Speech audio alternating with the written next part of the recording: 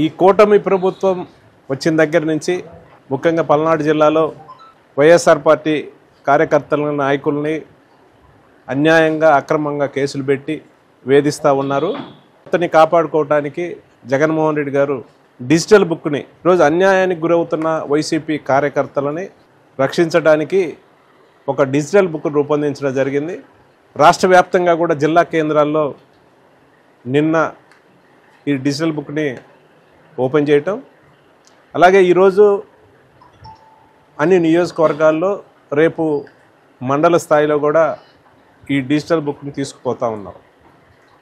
గడిచిన 16-17 నెలల కాలంలో కార్యకర్తలు జరిగిన అన్యాయం, అక్రమ కేసులు పెట్టిన అధికారులను కానివ్వండి, దానికి సంబంధించిన తెలుగుదేశం కూటమి నాయకులను అందరినీ కూడా ఎవరిని వదిలిపెట్టకుండా ఈ డిజిటల్ బుక్లో ఎంట్రీ చేస్తాం.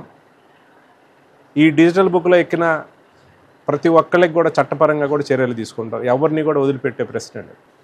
ఎవరు దీన్ని అడ్డు పెట్టినా కూడా ఆగే పరిస్థితి ఉండదు.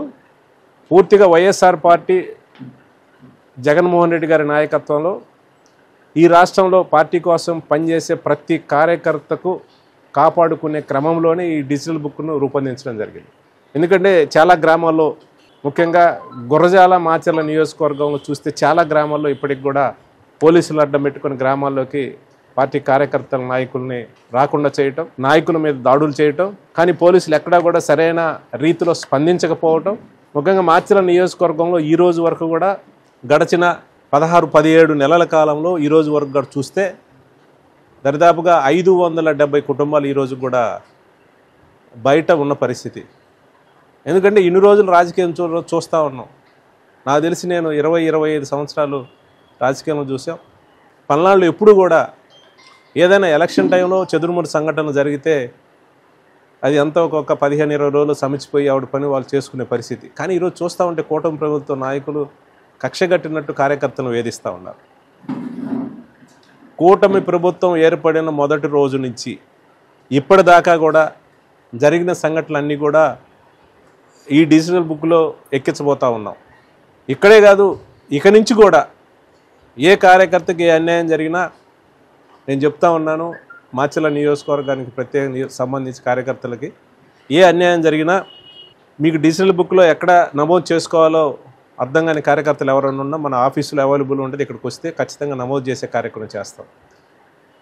ఎవరైతే కార్యకర్తలను ఇబ్బంది పెట్టారో, ఎవరైతే తప్పుడు కేసులు పెట్టారో, పెట్టిన వ్యక్తిని కానీ, నమోదు చేసిన అధికారిని కానీ, దీని వెనకాలని ప్రోత్సహించిన పెద్ద ఆఫీసర్ కానీ, పెద్ద నాయకులను ఎవరిని కూడా వదిలిపెట్టం. అందరినీ కూడా జగన్మోహన్ రెడ్డి గారి ప్రభుత్వం వస్తుంది.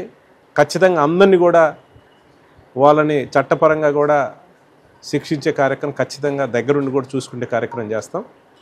నేను పల్నాడు జిల్లాలో ఉండే ప్రతి వైఎస్ఆర్ పార్టీ కార్యకర్తకి, నాయకులకి అందరికీ కూడా ఒక భరోసా ఇస్తా ఉన్నాను. అందరూ ధైర్యంగా ఉండండి.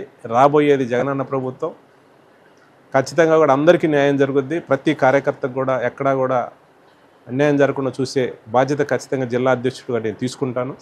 ఎందుకంటే నా మీదనే అక్రమంగా కేసు పెడితే నాకు విచారణ పేరుతోటి నాకు నోటీస్ ఇస్తే నిన్న మాచర్ రూరల్ పోలీస్ స్టేషన్కి వెళ్ళడం జరిగింది.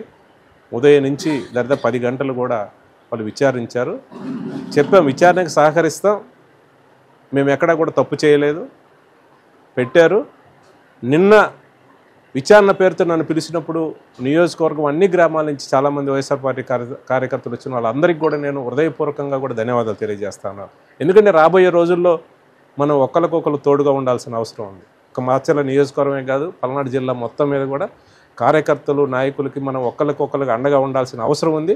ఎందుకంటే ఈ కూటమి ప్రభుత్వం చేసే అన్యాయాలను ఎదిరించాలంటే, ఈ కూటమి ప్రభుత్వం చేసే మోసాలను ఎదిరించాలంటే, రెడ్ బుక్ పేరుతోటి ఏదైతే అరాచకాలు చేస్తూ ఉన్నారో పోలీసు డిపార్ట్మెంట్ని అడ్డం పెట్టి ఖచ్చితంగా అందరికీ కూడా ఎవరైతే తప్పు చేశారో అధికారులకి, నాయకులకి అందరికీ కూడా ఖచ్చితంగా వాళ్ళని నిలబెడతాం. వాళ్ళకి చేసిన తప్పుకి ఖచ్చితంగా ప్రతిఫలం అనుభవిస్తారు. అందరూ ధైర్యంగా ఉండాలని ఈ యొక్క డిజిటల్ బుక్ను అందరూ కూడా వైఎస్ఆర్ పార్టీ ప్రతి కార్యకర్త అన్యాయం జరిగితే ఉపయోగించుకోవాలని కూడా అందరినీ కూడా కోరుతా ఉన్నాను.